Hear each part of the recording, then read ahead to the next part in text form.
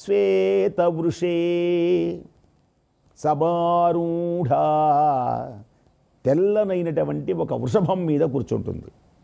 శ్వేతాంబరధరా శుచి మహాగౌరీ శుభం దద్యాత్ మహాదేవ ప్రమోదదా.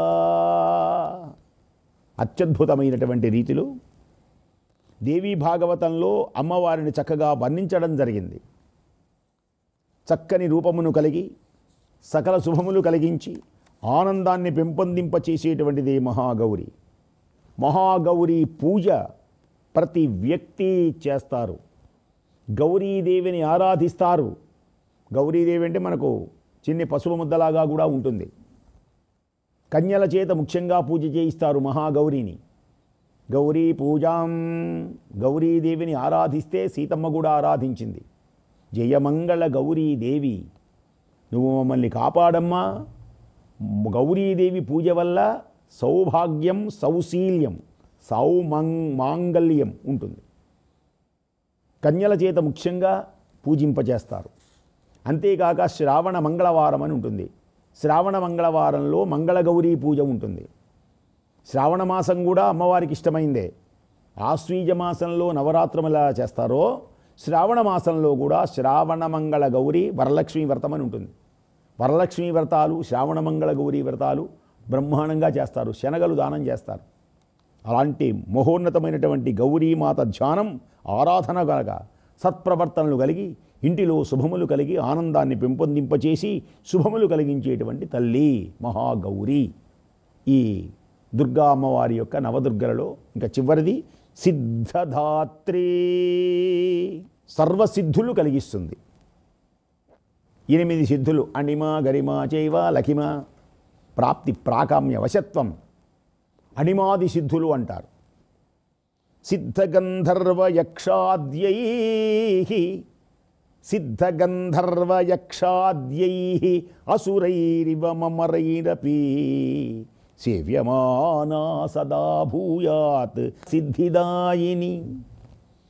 సిద్ధగంధర్వయక్షాద్యై అసురై అమరైరపి,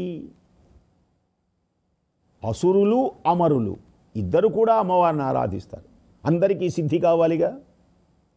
సిద్ధి అంటే ఇప్పుడు తపస్సు చేశాం, తపస్సు చేసి భగవంతుడు ప్రత్యక్షమైన అనుకోండి సిద్ధి.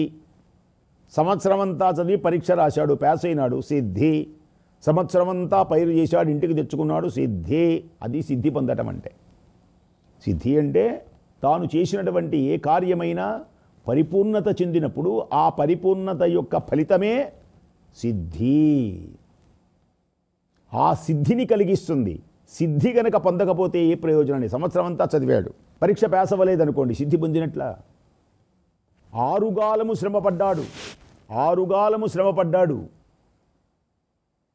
పంట రాలేదు, అది సిద్ధి పొందినట్లు కాదు. విఘ్నం కలిగినట్లు, కష్టాలు కలిగినట్లు, ఉపద్రవములు కలిగినట్లు. అలా కాకుండా సిద్ధి పొందాలి.